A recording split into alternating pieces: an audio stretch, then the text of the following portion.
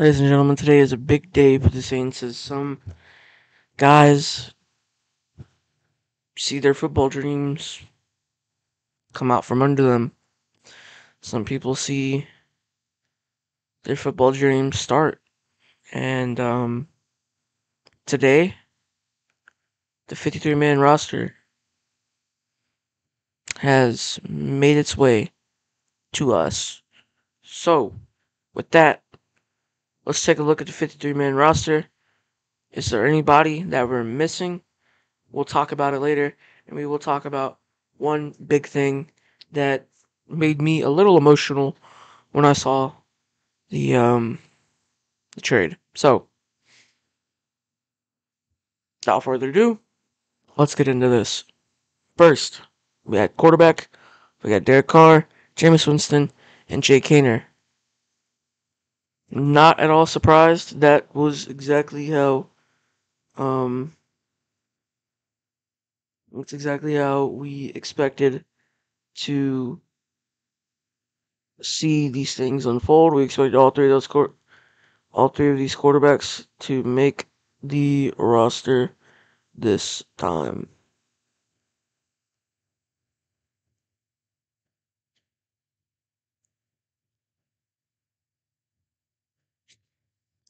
At running back, we got Alvin Kamara and Kirk Merritt, Jamal Williams, and Kendra Miller. I kind of expected this. I completely forgot that Kirk Merritt moved to running back. This is something that I was kind of looking for. And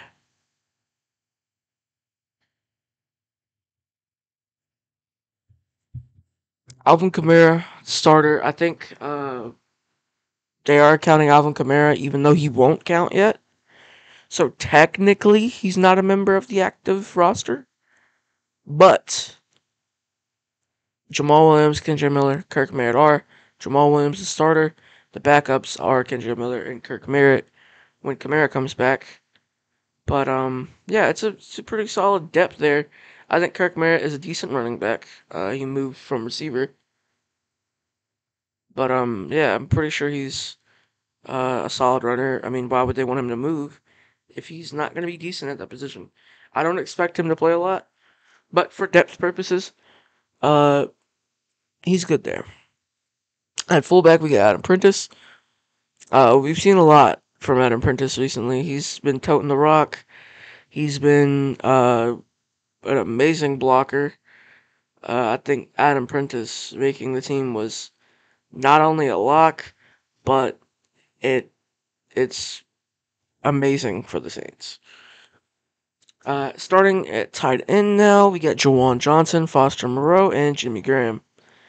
I was a little surprised to see Jimmy Graham make the roster. I just didn't think that Jimmy Graham was gonna be, the option for the season for the Saints. Like, I don't know he was gonna be on the roster. I thought he was brought in to just help teach and mentor these younger guys in the receiving room, the tight end room, just on the roster in general.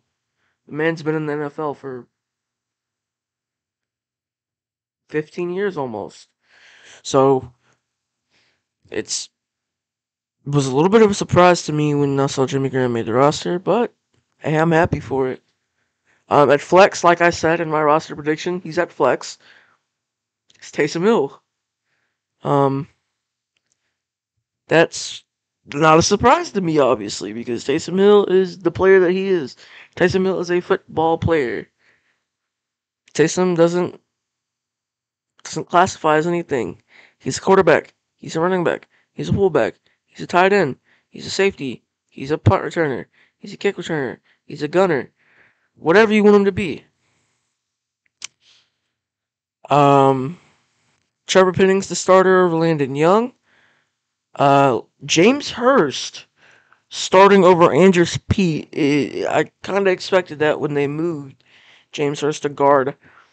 And that is probably a better move considering James Hurst is a little bit slower as an offensive lineman. And if you're going to be on the outside, you got to be able to move fast. And I think Trevor Penning does possess more of that speed than James Hurst does. So I think that might have been a good move. But James Hurst is a decent blocker, so that should definitely help a little bit. Eric McCoy at center. Max Garcia made the roster, who I predicted would make the roster, which kind of was a bit of a Hail Mary that I threw. Nick Saldivari made the roster. He is a reserve at left guard, but I imagine he is the backup right guard and right tackle as well. Wouldn't at all be surprised if he's meant to be on those slots as well.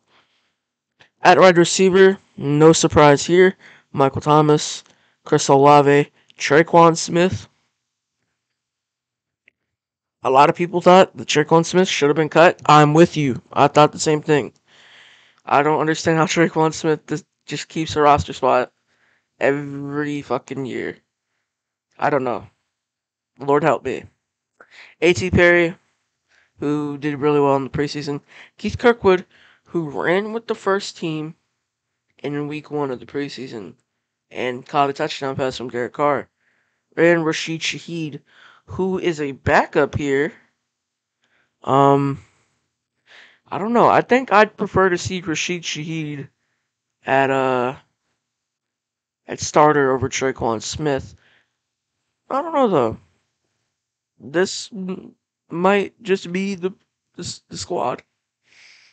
I don't know. Let's go with it. I think Rashid Shaheed is gonna be the starter over Traquan Smith, but wait, what I'm looking at this just helps me, place the 53 man roster. All right, moving on to defense. We get the special teams last. Couple of shockers here. Cam Jordan, obviously, and his backup is Tanyo Passanio. The other defensive end position is Carl Granderson, Peyton Turner, and Isaiah Foskey. Now, there's one guy that I think is missing here, and that is Nico Lalos. I don't think there is a world where you can get 4 sacks in the preseason and not make the 53-man roster. Excuse me. There shouldn't be a world where you do that. It's just unheard of. It's unheard of to see a player like that go off in the preseason and not make the 53. Caleb Murphy just did it for the Titans. A guy who came from a Division 3 had 20 sacks in his senior season in Division 3. Just went off in the preseason and made the roster. So, yeah, there shouldn't be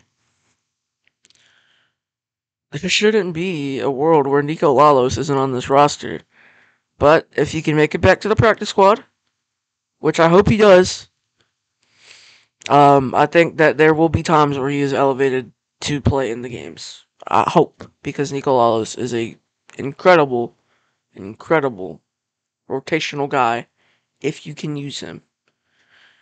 So, yeah. Moving on, defensive tackle. We have Nathan Shepard, Colin Sanders. I am not at all surprised at those. Brian Brzee and Malcolm Roach. I did think that Brian Brzee would be starter over Nathan Shepard. Um, he might still be. Again, I don't know how accurate this, depth chart is, but Brian Brzee showed out in preseason. He had 4 pressures in the Texans game. He had a couple of hits. He had a sack. He made first contact on a sack, I think. So it's something to look out for. Brian Brzee will make his way into the starting lineup. I don't know if he's starter or backup right now, but it's something I guess we gotta see. Moving on to middle linebacker, we got Mario Davis, Nephi Sewell, and DeMarco Jackson. Me personally, I thought DeMarco Jackson could have got cut, but I'm kind of happy he didn't. However, he kind of got bitched the other day. He, missed a tackle. It was pretty bad. Pete Werner at weak side linebacker, and then Zach Bond, strong linebacker. So yeah, I mean that's exactly kind of how I expected it to go down. Strong safeties, Tyron Matthew. Free safety, Marcus May. Lonnie Johnson plays free safety. Okay, that's a little surprising to me. Uh, JT Gray, special team superstar, and Jordan Howden, all at free safety and no one to back up Tyron Matthew. I think Jordan Howden might play strong safety. I'm not sure. I hope he does because someone needs to back up Tyron. Slot is Ugo Amadi or Alante Taylor. I think Alante should be the slot guy. I think you need to get Alante on the field this season. Alante needs to start. Alante needs to start. I don't see a world where Alante doesn't start. Alante has to start. He needs to be at bare minimum the starting slot corner. You need to move Ugo Amadi back to safety. And Paul Debo, Alante Taylor, Isaac Yadam. Not surprised Isaac Yadam made it. Isaac Yadam made some incredible plays in the preseason. And then, of course, Marshall Lattimore. Obviously, Marshall Lattimore's going to make it. He's Marshall Lattimore. And now on to special teams, which is something that I am going to rant about because, well, not really rant about, but I'm going to vent about because I just didn't like these moves. Punter, Lou Headley. The dude is 30. He's a rookie. He is a 30-year-old rookie versus a 25-year-old Blake Gillikin that you have locked up on contract for a long time. For 2, 3 years, I think. Who's a proven option. And I don't think, you know how NFL referees say you gotta have undisputable evidence to get the call reversed? Well, there's no undisputable evidence that Lou Headley is a better punter than Blake Gillikin. I don't get it. He's 30. Blake Gillikin's 25. Lou Headley did not do that much better to make him your option. I just don't get it. I really don't. Somebody, please make that make sense for me. At kicker, as you can see, Blake Group. I like Blake Group. I don't hate him. And all things considered, it was probably the better option in terms of everything. Is Blake Group a better kicker than Wil Lutz? Probably not. Is he a reliable option? Yeah. But there's a lot of things that I see that is better in Wil Lutz than Blake Group. But I understand why Blake Group was the option that they picked. So I'm gonna start here. We've seen Wil Lutz hit his game winners, his 60-yard field goals, his incredible plays that just keep the Saints in the games. And we've also seen him play the Saints out of games.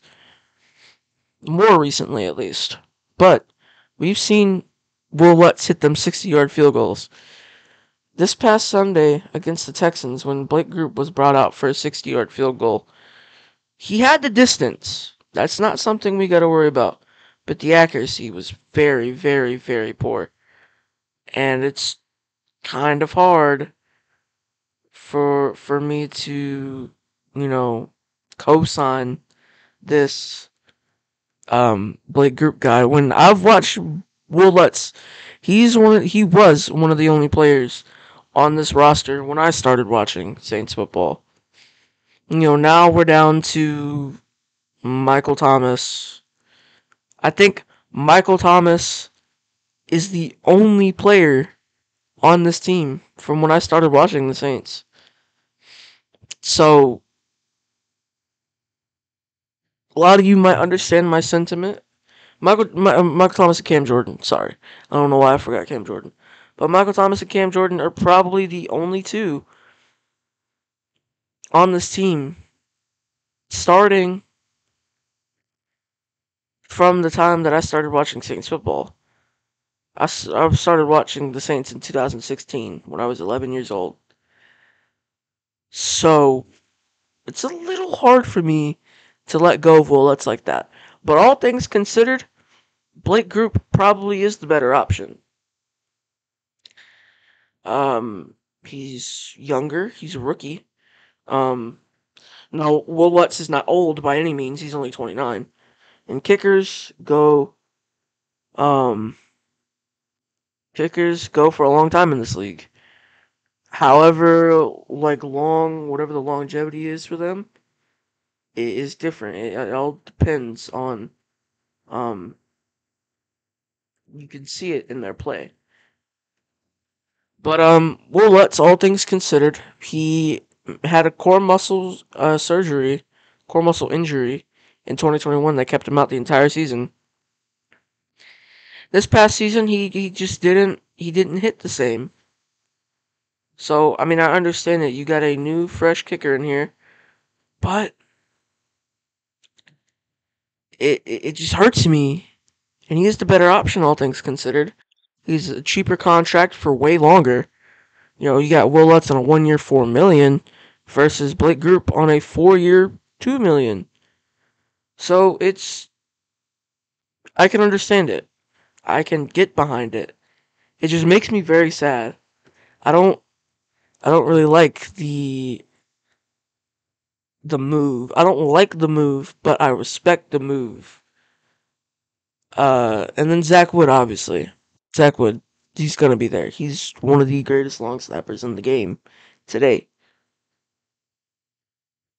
So yeah, those are my 53-man roster reactions.